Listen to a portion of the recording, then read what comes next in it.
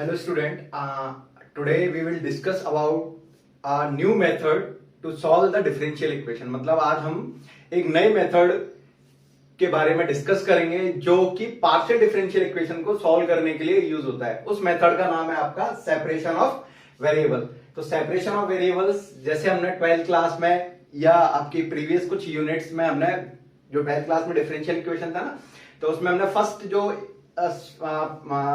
Method था differential equation का solve करने का, वो क्या था आपका सेपरेशन ऑफ वेरिएबल। तो सेपरेशन ऑफ वेरिएबल्स में हम क्या करते थे, सेपरेशन ऑफ वेरिएबल हम ये करते थे कि एक्स वाले टर्म्स एक तरफ, मतलब एक्स वेरिएबल वाला एक तरफ एंड वाई वेरिएबल एक तरफ करने के बाद उसको इंटीग्रेट करते थे। तो इस मेथड में भी हम कुछ इसी तरीके से क्वेश्चन को सॉल्व करेंगे। तो सेपरेशन ऑफ वेरिएबल्स में जो कुछ प्रॉब्लम्स हैं, उन प्रॉब्लम को कैसे सॉल्व किया जाता है, चलो आज देखते हैं। जैसे मेरी ये फर्स्ट जो प्रॉब्लम है, del square u over y over del t square equal to c square del square y over del x square. जैसे मेरी ये प्रॉब्लम है, del square y upon del t square equal to c del square y over del x square. इस differential equation को, ये partial differential equation, इस differential equation को हमको सेपरेशन ऑफ वेरिएबल से सॉल्व करना है। और एक चीज मैं बता देता हूं, इस डिफरेंशियल इक्वेशन को हम वेव इक्वेशन भी बोलते हैं। क्या बोलते हैं हम?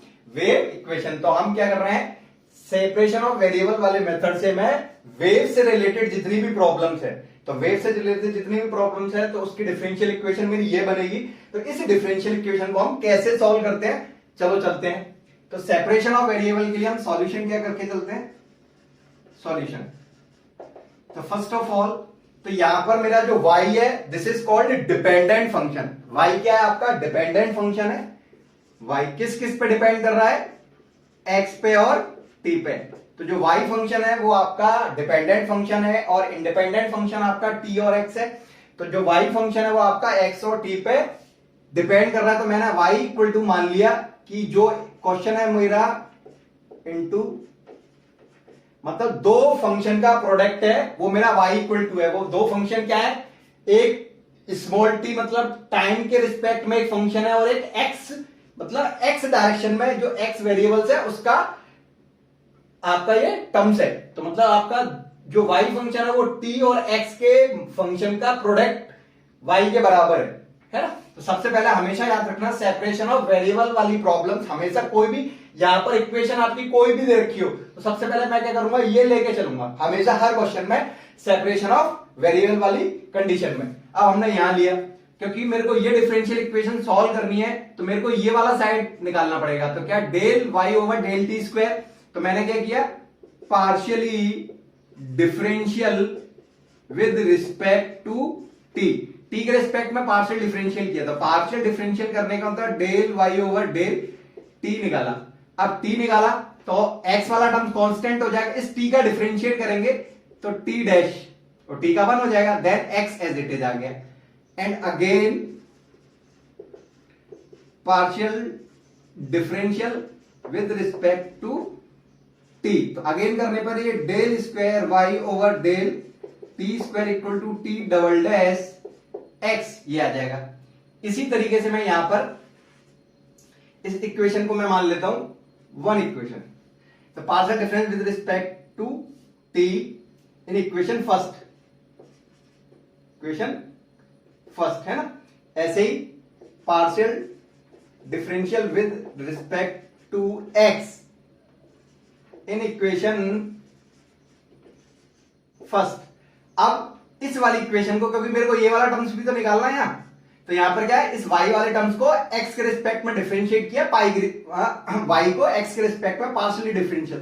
तो del y over del x, जब x के रिस्पेक्ट में कर रहा हूं तो t वाला टर्म्स हो जाएगा constant and x dash, and again partially differential with respect to x, x के रिस्पेक्ट में अगेन किया तो del square y over del x square, so then t double dash x, ये हो जाएगा। तो मैंने क्या किया, ये वैल्यू और ये वैल्यू मैंने फाइंड कर ली। अब इस वैल्यू को और इस वैल्यू को हम इस वाली इक्वेशन में पुट कर देंगे। ये वेव जो इक्वेशन है इस इक्वेशन में पुट किया, पुट करने पर मेरा क्या आउटपुट आता है, t double dash x equal to c square and t x double dash, है ना। तो यहां पर मेरा जो सी है वो कांस्टेंट है वेव का, है ना। अब ये वाली इक्वेशन मेरी आ गई, क्योंकि मैंने इसकी जगह पे तो ये वैल्यू पुट कर दी और इसकी जगह पे मैंने ये वैल्यू पुट कर दी। अब यहां पर आने के बाद हम अब ये जो वर्ड दे रखा है सेपरेशन ऑफ वेरिएबल, वो वाली कंडीशन यूज करेंगे। सेपरेशन ऑफ वेरिएबल में हम क्या करते हैं, सेम वेरिएबल वाले टर्म्स एक तरफ कर देते हैं। तो जैसे यहां पर टी, तो ये टी, तो यहां t double dash upon c square t equal to x double dash upon x, ये कर दिया मैंने। अब यहां पर हमें ये, इसके बाद हम क्या करते हैं, इसको लेट, इसको मैं के, एक के कांस्टेंट है उसके बराबर ले लेता हूं मैं, के कांस्टेंट के बराबर लिया। तो इस हिसाब से मेरा ये वाला पार्ट और ये वाला पार्ट लिया मैंने। तो then t double dash c square t equal to k, एक तो ये इक्वेशन ले ली और एक मैंने x double dash upon x equal to के ये ले लिया। तो एक तो मेरा ये पार्ट हो गया और एक ये पार्ट हो गया। अब इन दो पार्टों को हम सॉल्व करेंगे कैसे, इसको इधर लेके इधर आ गया। तो देन मेरी इक्वेशन क्या आएगी, टी डबल डैश माइनस का सी स्क्वायर टी के इक्वल टू 0 एंड इस हिसाब से यहां पर के एक्स डबल डैश माइनस का के एक्स बराबर 0। तो ये मेरी इक्वेशन सेकंड बन गई मेरी, ये इक्वेशन मेरी सेकंड हो गई। अब यहां पर जो के है, के क्या है, अपना कांस्टेंट है। तो इस कांस्टेंट पे मेरे सॉल्यूशन डिपेंड करेंगे। तो फर्स्ट ऑफ ऑल लेट के बराबर 0, यदि मेरा के बराबर 0 होगा तो ये जो इक्वेशन सेकंड है इसका सॉल्यूशन क्या आएगा। फिर लेट के आपका क्या हो, पॉजिटिव इंटीजर हो। तो पॉजिटिव इंटीजर के लिए मैं के को क्या मान लेता हूं, पी स्क्वायर। तो पी आपकी कोई भी इंटीजर वैल्यू पुट करो तो हमेशा पॉजिटिव आएगा। एक केस मेरा ये, तो यहां पर मेरा जो केस 1 एंड ये केस सेकंड, ये हो गया। एंड थर्ड केस में मेरा केस थर्ड, व्हेन के क्या हो आपका, नेगेटिव वैल्यू हो, मतलब ये 0, ये ग्रेटर देन 0 है, लेस देन 0। तो लेस देन 0 के लिए मैंने के को क्या मान लिया, माइनस का पी स्क्वायर ले लिया। तो चलो अब हम सॉल्व करते हैं। तो फर्स्ट कंडीशन के इक्वल टू 0 के लिए मैं इक्वेशन नंबर 2 को सॉल्व करता हूं। तो जैसे ही के बराबर 0 रखूंगा तो ये पार्ट पूरा 0 हो जाएगा। Then t double dash equal to 0 and x double dash equal to 0, ये हो गया। अब क्योंकि टी डबल डैश का मतलब क्या है, दो बार डिफरेंशिएट, तो इसको इंटीग्रेट करेंगे। इसको हम एक बार इंटीग्रेट किया तो t dash equal to constant आ जाएगा। एक बार इंटीग्रेट करोगे तो डिफरेंशियल वाला पार्ट हट जाएगा। यहां 0 का इंटीग्रेशन 0 ही होता है, प्लस सी करोगे कि नहीं करोगे कांस्टेंट, तो यहां C1 कर दिया। इसका अगेन किया इंटीग्रेशन, इसका अगेन इंटीग्रेशन किया तो टी आएगा क्योंकि डैश हट जाएगा। अब कांस्टेंट का इंटीग्रेशन ct और दूसरा कांस्टेंट ऐड हो जाएगा, ये हो गया। इसी तरीके से सिमिलरली यहां पर मैंने एक बार इंटीग्रेशन किया तो यहां मेरा कांस्टेंट आएगा, अगेन इसका एक और बार कर दिया तो देन c3x प्लस c4। तो मेरा t equal to c1t plus c2 आ गया, x equal to c3x plus c4 आ गया। तो यहां तक आ गया। अब ये वाली कंडीशन लेके चलते हैं, k equal to p square, मतलब यदि मेरी पॉजिटिव वैल्यू है k की तो सॉल्यूशन क्या आएगा। तो यहां पर मैंने पुट किया तो ये हो गया आपका t डबल डैश माइनस का c square p square t equal to 0, then और यहां पे अपना x डबल डैश माइनस का p square x equal to 0, ये ले लिया। तो अब इस इक्वेशन को मैं ऐसे लिख सकता हूं, डी स्क्वायर माइनस का c square p square t equal to 0। तो इसकी एक्सिलरी इक्वेशन क्या बन के आएगी मेरी, एम स्क्वायर माइनस का सी स्क्वायर पी स्क्वायर बराबर 0। सो देन एम बराबर प्लस माइनस का सी पी। सो क्योंकि यहां पे बराबर के 0 दे रखा है तो पी आई तो निकलेगा नहीं। तो सॉल्यूशन क्या आएगा, t equal to C1 e to the power CPT, क्योंकि ये जो t है वो आपका स्मॉल t का फंक्शन है, डेरिवेटिव स्मॉल t के रिस्पेक्ट में, इसलिए एंड C2 e की पावर माइनस का CPT। क्योंकि अपने जो m की वैल्यू दोनों डिस्टिंक्ट होती है तो ये वाली कंडीशन लगती है CF के लिए, और यहाँ पे 0 है तो डायरेक्ट सॉल्यूशन मेरा ये आएगा। इसी तरीके से यदि मैं इसको सॉल्व करूं तो इसकी इक्वेशन को मैं ऐसे ले सकता हूं, डी स्क्वायर माइनस का पी स्क्वायर x बराबर 0, देन एक्सिलरी इक्वेशन इसकी क्या हो जाएगी, m स्क्वायर माइनस का p square equal to 0, then m equal to plus minus p, so then solution मेरा x equal to c3 e की power px and c2 e to the power minus का px। ये second condition आ गई। अब हम third condition पे चलते हैं। यदि मेरी k की वैल्यू क्या हो, नेगेटिव हो, k की वैल्यू नेगेटिव हो, तो k की वैल्यू नेगेटिव के लिए वही इसमें रखेंगे हम, तो यहां पर k की वैल्यू माइनस भी रखते हैं, ये प्लस हो जाएगा, तो ये हो गया आपका t double dash plus c square p square t equal to 0 and x double dash minus से प्लस हो जाएगा p square x equal to 0। तो यहां से मेरी इस इक्वेशन को लिख सकता हूं मैं d square plus c square p square t equal to 0 and यहां से मेरी एक्सिलरी इक्वेशन क्या आएगी, एक्सिलरी इक्वेशन आएगी मेरी m square plus c square p square equal to 0, then m equal to plus minus c p iota आएगा। ऐसे यहां पर मेरा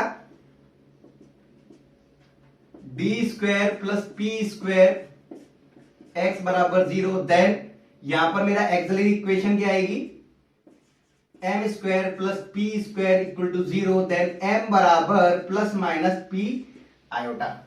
अब आयोटा कंडीशन जब आती है, जैसे यहां पर डिफरेंट वैल्यू आई थी, दो इंटीजर आए थे अपने डिफरेंट, तो इसका CF निकलता है। यदि आयोटा वाली कंडीशन आती है तो मेरा जो CF पार्ट होता है वो कैसे निकालते हैं, तो t equal to C1, real part 0 इसलिए ये वाला पार्ट हट जाएगा, cos CPT plus C2 sin CPT।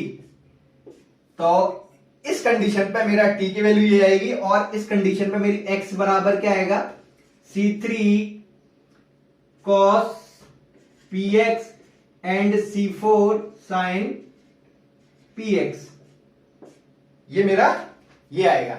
तो मेरे यहां सर ये वाली जो इक्वेशन थी, इस इक्वेशन के मेरे तीन सॉल्यूशन आए, फर्स्ट सेकंड एंड थर्ड। तो इन तीन सॉल्यूशन से मेरा जो कंप्लीट सॉल्यूशन बनेगा वो यहां लिख देता हूं मैं, क्योंकि मेरा सॉल्यूशन क्या है, y इक्वल टू, तो देन फर्स्ट कंडीशन से मेरा y x comma t equal to c1t plus c2 into c3x plus c4 आएगा and y x comma t, एक सॉल्यूशन तो ये बनेगा मेरा, सेकंड यहां मैंने थर्ड इक्वेशन डाल दी, and y equal to c1 e की power cpt plus c2 e to the power minus का cpt इंटू c3 e की power px and c4 e की पावर माइनस का px। ये मेरी इक्वेशन नंबर 4 हो गया। एंड इसी तरीके से similarly y equal to x comma t, तो मेरा c1 cos cpt plus c2 sin cpt into c3 cos px and c4 sin px। तो मेरे ये तीन सॉल्यूशन आएंगे, third fourth and fifth, 3 4 and 5। अब सिंपल से, क्योंकि मेरी ये जो वेव इक्वेशन है, वेव, अब बात किसकी हो रही है, क्योंकि ये मेरी वेव इक्वेशन है, तो जो वेव है वो आपका कैसे मूव करता है, ऐसे करके ही तो करते हैं, हार्मोनिक मोशन करते हैं वेव। तो मेरे को ये बताइए कि ये थर्ड इक्वेशन है, फोर्थ इक्वेशन एंड 5 इक्वेशन, इन तीनों इक्वेशन में से कौन सी ऐसी इक्वेशन है जो हार्मोनिक मोशन करेगी। तो देखो ये आपका एल्जेब्रिक इक्वेशंस है, तो ये आपकी हार्मोनिक नहीं मोशन करेगी। यहां पर आपका एक्सपोनेंशियल टर्म्स दे रखे हैं e की पावर पे, तो ये भी आपका नहीं करेगा। मगर जो अपनी फिफ्थ इक्वेशन है, क्योंकि यहां पर कॉस और साइन, तो साइन और कॉस क्या करते हैं, आपका हार्मोनिक मोशन ही तो करते हैं। तो जो इक्वेशन नंबर फिफ्थ है, तो इक्वेशन नंबर जो फिफ्थ है वो आपका इस टाइप की प्रॉब्लम का सॉल्यूशन है, इस टाइप की प्रॉब्लम का सॉल्यूशन आपका क्वेश्चन नंबर फिफ्थ है। तो आपको यहां तक समझ में आ गया होगा, सेपरेशन ऑफ वेरिएबल्स का जो क्वेश्चन है वो आपका जो सॉल्यूशन है, इस प्रॉब्लम का सॉल्यूशन क्या निकल गया, इक्वेशन नंबर 5।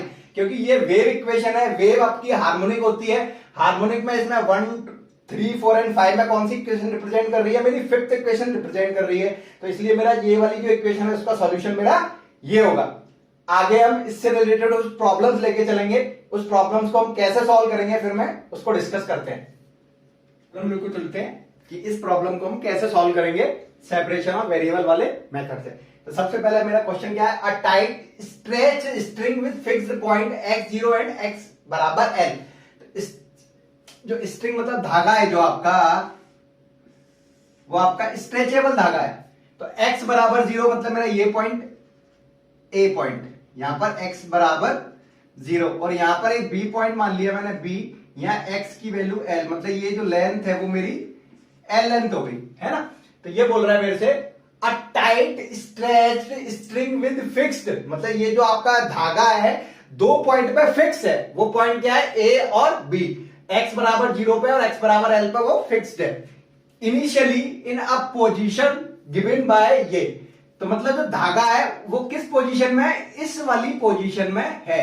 तो मतलब मेरा जो धागा है वो स्ट्रेट नहीं है, कुछ आपका क्यूबिक के फॉर्म में है। तो मैं मान लेता हूं रैंडमली कि मेरा जो धागा है वो आपका ऐसे इस शेप में मैंने पकड़ा हुआ है।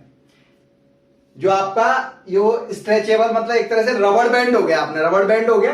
जो रबड़ बैंड है वो ए और बी पॉइंट पे बंधा हुआ है और उस रबड़ बैंड को हमने स्टार्टिंग में यहां पर पकड़ रखा है, जिसकी जो शेप है उस शेप की जो डायग्राम वो इक्वेशन ये है। मतलब यहां पर ये जो मैंने रैंडमली एक तरह से मान लिया कि इस वाली इक्वेशन की जो शेप बनेगी वो ऐसे बनेगी, कैसे भी बन सकती है, कोई दिक्कत नहीं, मैंने रैंडमली शेप बना ली कि ये बनेगी।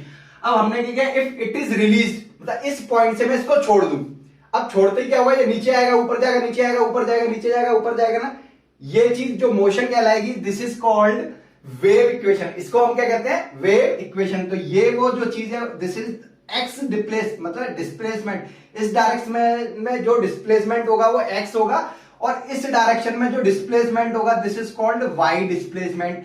और डिस्प्लेसमेंट और यहां से यहां तक या जो भी डिस्प्लेसमेंट टाइम टी हो जाएगा, कितना टाइम लगेगा, इट इज क्लियर। तो इस टाइप की प्रॉब्लम, ये वाली जो प्रॉब्लम है, तो ये जो प्रॉब्लम्स है वो आपकी किससे रिलेटेड है, वेव इक्वेशन से रिलेटेड है। तो वेव इक्वेशन से रिलेटेड है तो सॉल्यूशन सीधे सीधे, तो इस टाइप की जो प्रॉब्लम होगी तो सीधे सिंपल हम del square y over del t square equal to c square del square y over del x square, इसको लिखेंगे डायरेक्ट। क्लियर, ये तो इक्वेशन हो गई। एंड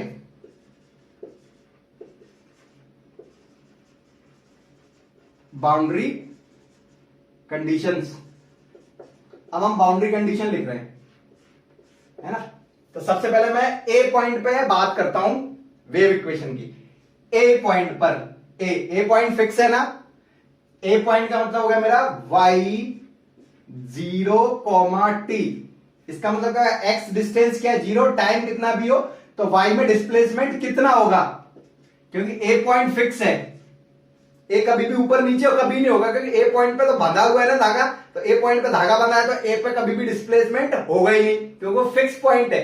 तो मतलब ए पॉइंट पे मतलब x बराबर 0 पे y डिस्प्लेसमेंट कितना होगा, 0 होगा। इसी तरीके से b पॉइंट पे, तो b पॉइंट पे x की वैल्यू क्या है, l, टाइम मेरा कितना भी हो सकता है कभी भी, तो वो भी क्या होगा, 0, क्योंकि b पॉइंट भी तो फिक्स है, तो उस पर भी आपका डिस्प्लेसमेंट क्या होगा, 0 होगा। दो कंडीशंस हो गई।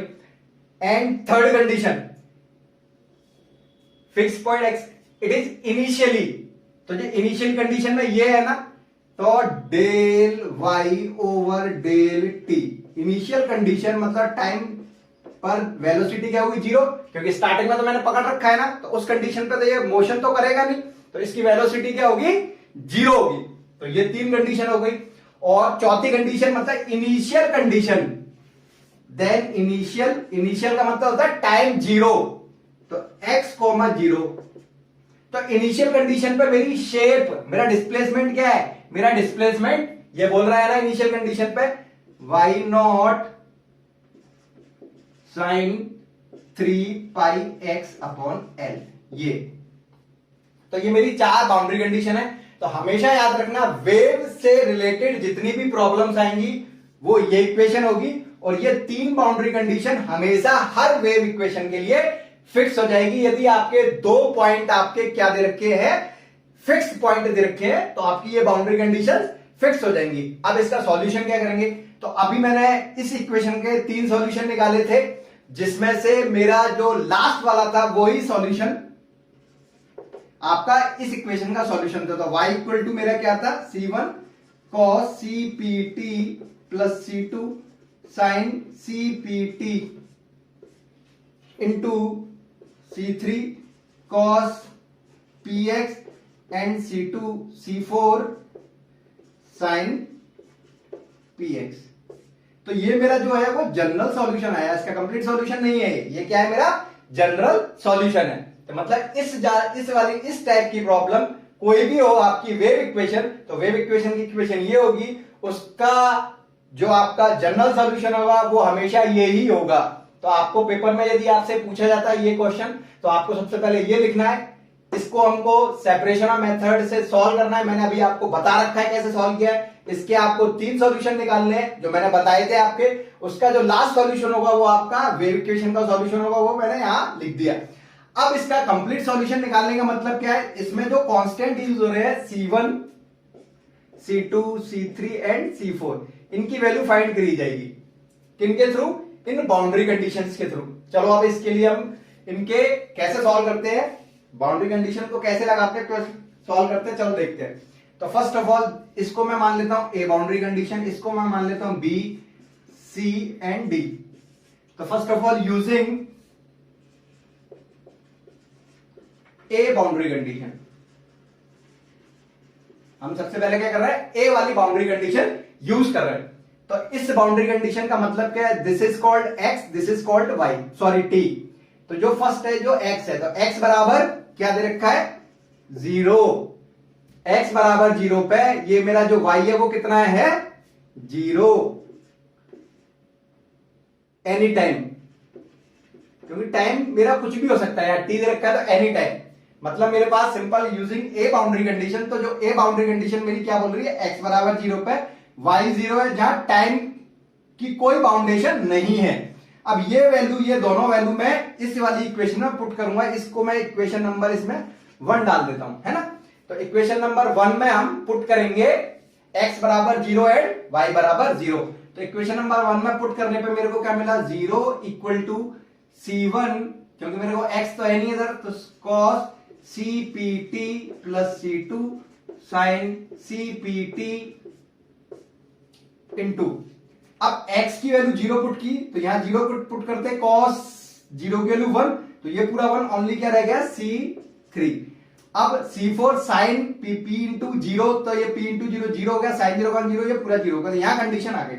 अब क्योंकि तो एक फैक्टर ये 0 है और एक फैक्टर ये 0 है, तो ये वाला 0 हो नहीं सकता, प्लस का साइन है इसमें, तो ये वाली कंडीशन अपनी 0 हो जाएगी। तो यहां से मेरी C3 की वैल्यू क्या आ गई, 0 आ गई। क्या आ गई, C3 की वैल्यू 0 आ गई। तो फर्स्ट कंडीशन को यूज करके हमने C3 की वैल्यू निकाल ली। अब हम again using b boundary condition,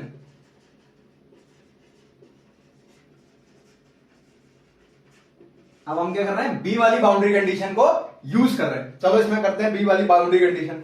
तो बी वाली बाउंड्री कंडीशन क्या बोल रही है मेरे से, कि x की वैल्यू तो l पुट करनी है, x बराबर l, एंड y की वैल्यू क्या रखनी है, 0, y बराबर 0 एनी टाइम, क्योंकि यहां टाइम बाउंडेशन नहीं है। तो अब रखते हैं इसमें, चलो तो इसमें रखने पर y की वैल्यू क्या है, 0 equal to C1 cos CPT plus C2 sin CPT, C3, तो C3 की वैल्यू की 0, तो ये तो पूरा 0 हो गया, इंटू C4 sin PL, ये आ गया। अब यहां से फिर निकालते हैं, क्योंकि ये फैक्टर मेरा 0 नहीं हो सकता, ये वाला फैक्टर मेरा 0 नहीं हो सकता। तो मेरा फिर क्या होगा इन दोनों में, अब C4 भी 0 नहीं हो सकता। यदि C4 0 हो जाएगा तो C3 भी 0 है, C4 भी 0 है। तो जैसे मैं इस कंडीशन में रखूंगा 0, तो ये पूरा सॉल्यूशन मेरा 0 आएगा, और 0 आने का मतलब मोशन होगा ही नहीं मेरा फिर। तो यहां पर मेरा C4 कभी भी 0 नहीं होगा। तो यदि C4 0 नहीं होगा तो 0 कौन होगा फिर मेरा, sin PL बराबर 0, देन 0 को लिख सकता हूं sin n pi, and n पाई से यहां से मेरी P की वैल्यू निकल के आ जाएगी। तो यहां से PL equal to n pi, so then P equal to n pi upon L। तो यहां से P की वैल्यू आ गई, C3 की वैल्यू आ गई, दो बाउंड्री कंडीशन यूज कर ली इसमें।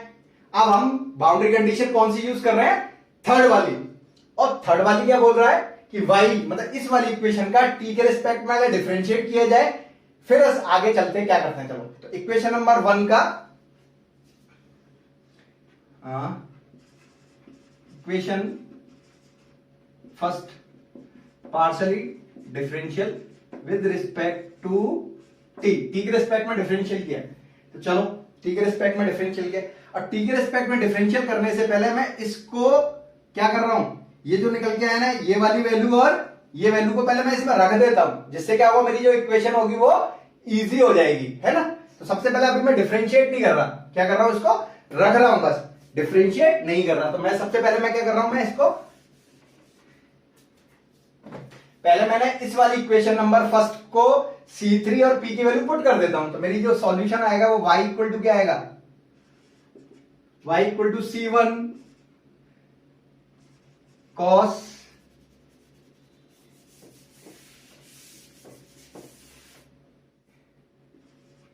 y equal to C1 cos CPT plus C2 sin CPT into C3 मेरा 0 है तो ये 0 हो गया, C4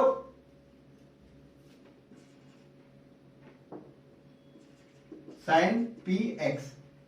अब यहां पर P की वैल्यू भी पुट कर सकते हैं, P का भी छोड़ देते हैं, अभी रखते हैं नेक्स्ट।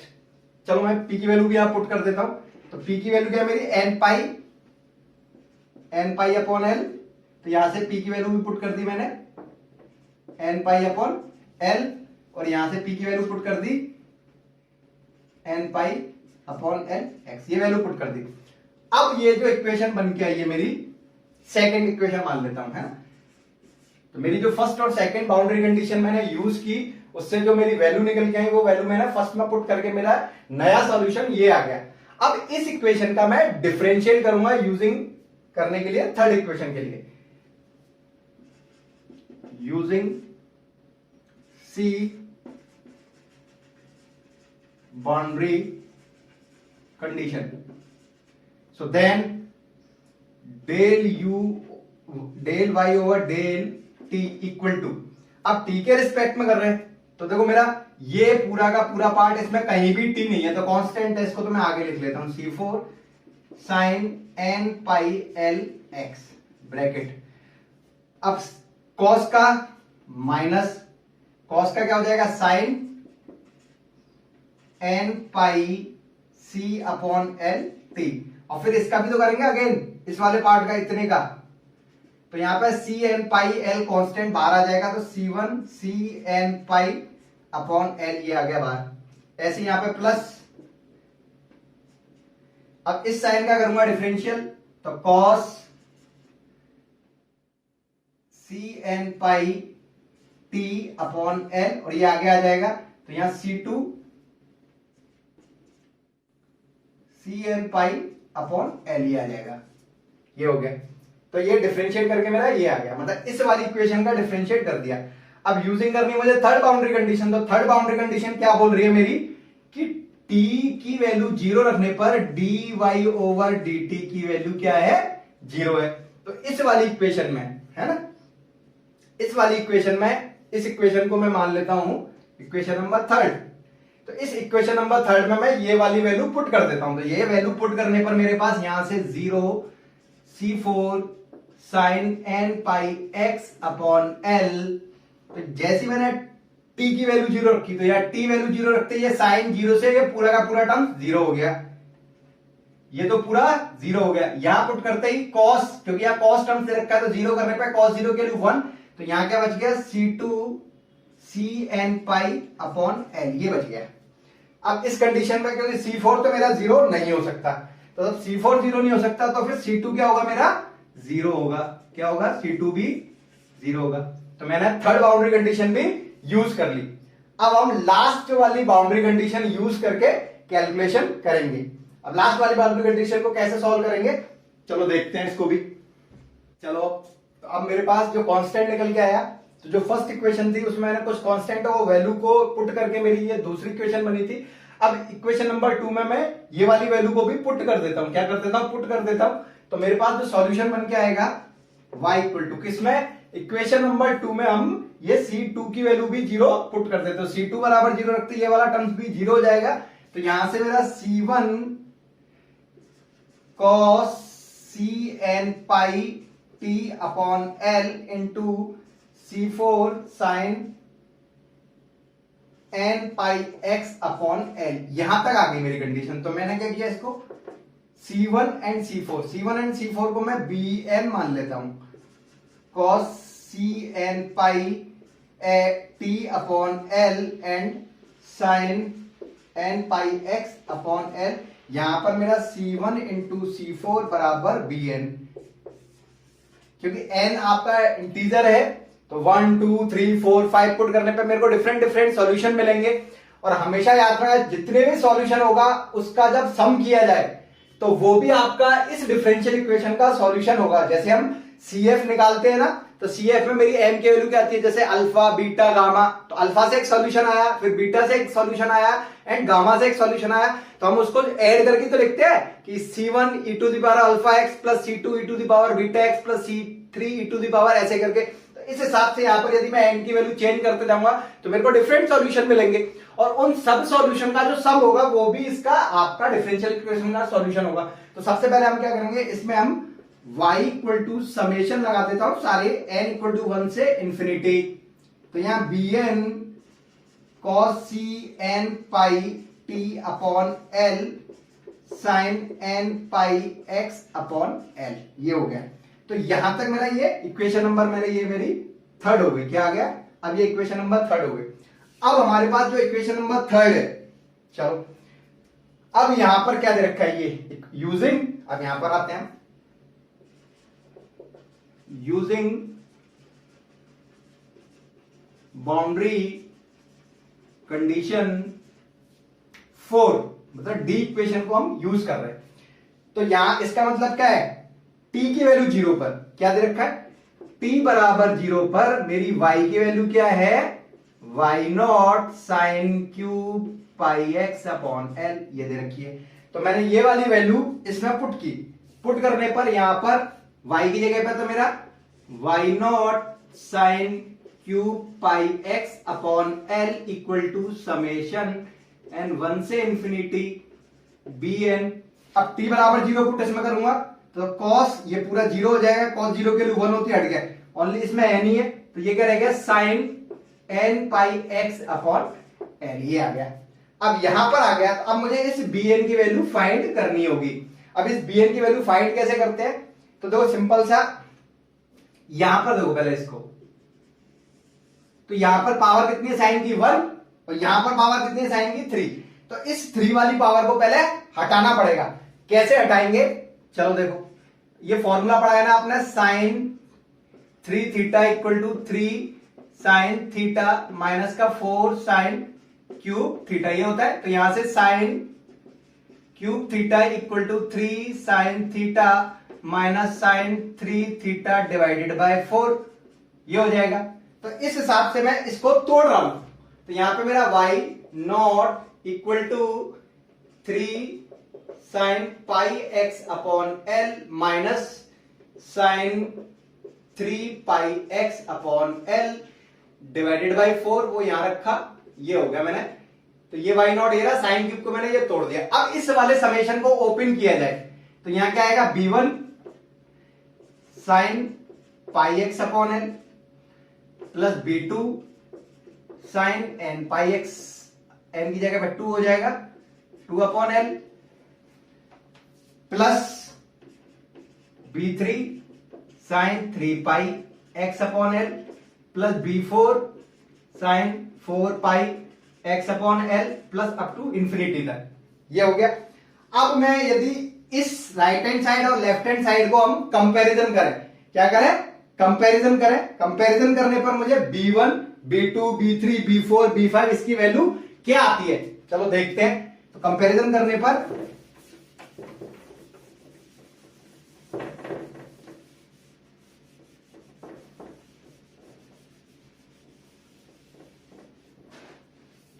चलो कंपैरिजन किया यहां पर, तो देखो मेरे पास sine pi x upon L, तो ये रहा sine pi x upon L, तो sine pi x upon L का कोफिशिएंट क्या है, तो यहां से मेरा b1 इक्वल टू, देखो यहां पर मेरा ये वाला जो टर्म्स है उसका कोफिशिएंट b1, ये रहा ये वाला टर्म। तो इसका कोएफिशिएंट क्या है, इसका इससे मल्टीप्लिकेशन करूंगा तो ये हो जाएगा आपका 3y0 अपॉन 4 b2 साइन 2 पाई एक्स अपॉन एल, इसमें कहीं है ही नहीं है, तो मेरा b2 क्या हो गया, 0 हो गया। एंड साइन 3, तो ये रहा 3 साइन 3 पाई एक्स अपॉन एल, साइन 3 पाई एक्स अपॉन एल। तो इसका जो कोएफिशिएंट है वो इसका इससे मल्टीप्लिकेशन करने पर तो ये क्या हो जाएगा, b3 की वैल्यू क्या आएगी मेरी minus y0 upon 4 and b4 b5 b6 ये सारे के सारे 0, क्योंकि और आगे टर्म्स है ही नहीं है मेरे पास, तो मैंने b1 b2 b3 ये सारी वैल्यू निकाल ली। तो मेरे पास सिंपल सा जो सॉल्यूशन होगा मेरा कंप्लीट सॉल्यूशन क्या होगा मेरा, ये जो थर्ड इक्वेशन है इस इक्वेशन को मैं यहां से y इक्वल टू इस समेशन को हम ओपन करेंगे, थर्ड वाली इक्वेशन को हम ओपन करेंगे। तो यहां से क्या आएगा, b1 cos c pi t upon l sine pi x upon l plus b2 cos 2c पाई t अपॉन l साइन 2 पाई x upon l plus b3 cos c 3c pi t upon l sine 3 pi x upon l, क्योंकि आगे के b3 के बाद सारे terms क्या है, 0 दे रखे हैं। तो बस सिंपल सा क्या करना है मुझे, b1 की वैल्यू यहां पर मुझे ये वाली वैल्यू को उठा के यहां रखनी है, b2 बराबर क्या है मेरा 0, तो ये वाला टर्म्स पूरा का पूरा क्या हो जाएगा 0 हो जाएगा, एंड b3 की वैल्यू मेरे को यहां पुट कर देनी है। तो यहां पुट करने पर मेरा जो आंसर होगा y equal to 3y0 upon 4 cos c pi t upon l sine pi x upon l minus b3 की value y0 upon 4 cos 3c pi t upon l sine 3 pi x upon l। तो मेरा इस वाले question का answer ये होगा। I hope आपको ढंग से ये समझ में आ गया होगा, और मैं कुछ प्रॉब्लम्स लेके आऊंगा जिससे आपको और अच्छी तरीके से समझ में आ जाए। तो प्लीज जो भी डाउट हो तो आप कमेंट बॉक्स में जरूर डाल दीजिए, मैं कोशिश करूंगा उसको सॉल्व करने के लिए। और प्लीज मेरे चैनल को सब्सक्राइब जरूर कीजिए। Thank you.